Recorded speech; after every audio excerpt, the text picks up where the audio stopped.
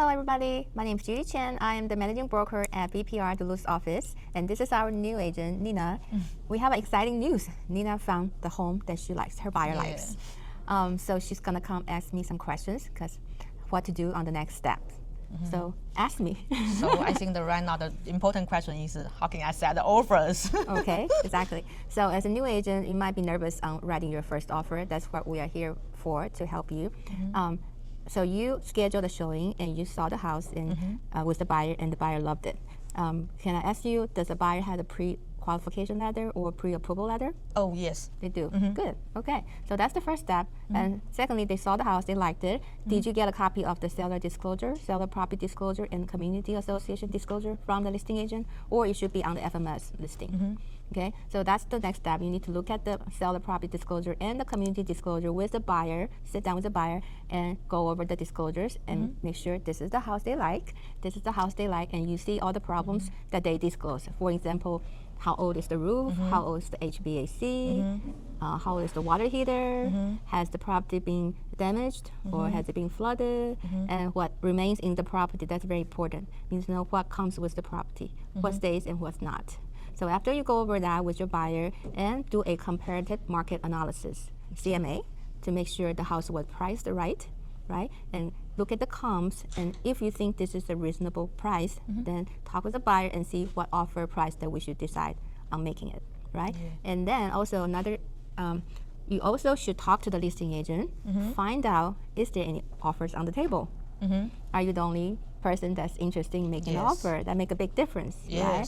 If it's a multiple offer, then you need to have a strategy how to win the offer. But if you're the only person that's interested, then you can think about maybe we can try to negotiate the price a little bit, and the terms and the closing day, how much earnest money to put down, and whether we are going to ask for a concession from the seller to help pay for the buyer when you're getting a loan. There's a lot of closing costs involved.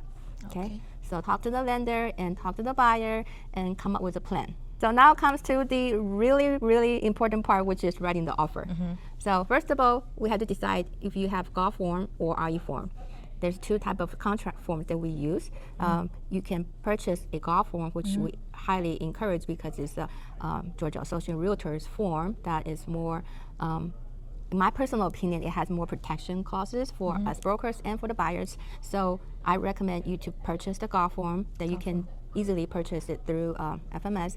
Go to settings and purchase your GOF form.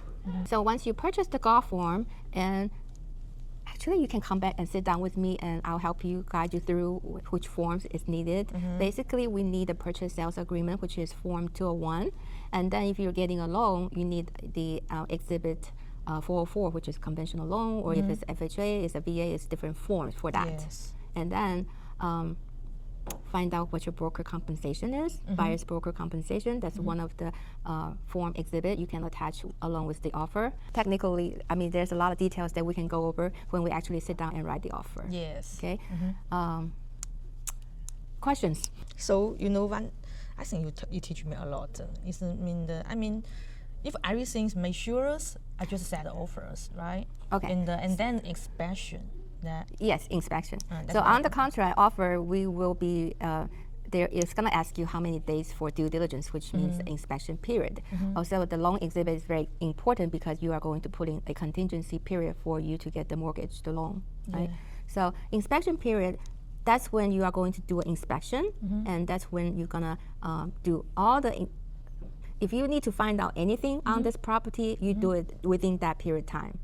For instance, if you need to find out which school it's in, don't rely on everything it says on the FMS listing because it could be wrong.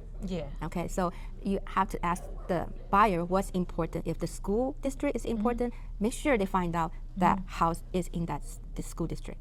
Okay. If this is an investment property, then make sure you find out this property can be rented out. Okay, so there's a lot of things that the buyer is concerned, and the buyer should do the due diligence within that time period. Okay, so and after the inspection, of course, there's gonna be problems with the property. There's no perfect house out there. So then that's when you will negotiate with the seller about the repairs, whether it's something that you want the seller to repair, or whether it's something that you want some concession that you can take care after the closing. So there's many options that you can do that. Okay, so that's that happens during the inspection period. So make sure you are done with all the negotiation within the inspection period, due diligence period, and have it in writing. Put it in the amendment to address concern. Whatever the seller agrees, you need to spell it out and have the seller agent and seller sign it. Okay. Everything have to be in writing. Don't take it for word. Like they say, oh, I'll fix that before closing. Don't believe that. Okay. So the price I need talking about to the list agent is after inspection, right? If you want to negotiate the price a little bit, So it's no right now. I decide how much I set the offer. you decide how much you want to send the offer with the buyer. But Put it in the after- offer. But after inspections, with the price still can the negotiation. Well, yes, Yeah.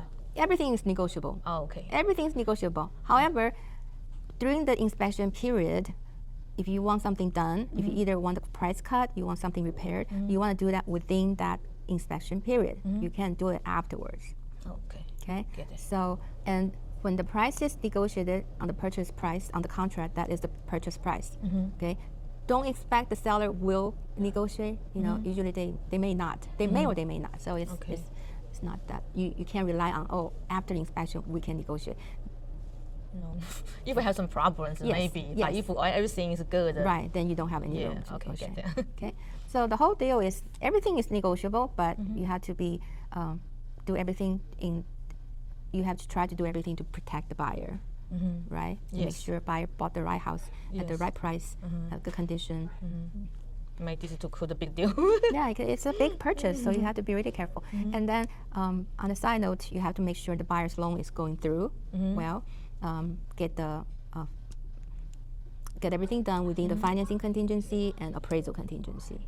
There's another contingency form for financing that you put in a date for how many days to get the loan, how many days to get the appraisal done. Okay. Okay. Within that period, if the loan financing has any problems, if the loan get denied, then you can send a denial letter from the lender and get your earnest money back with the with a denial letter saying Yes, that. yes, yes. And then within that period, if your appraisal comes back lower than the purchase price, then you can ask the seller to reduce the price. It's a negotiation process. Oh, okay. So, Get it. yeah, it's a lot of work until we get to the finish line, which is the closing table. Yes. But you'll be fine. I'm Thank right here with you. you.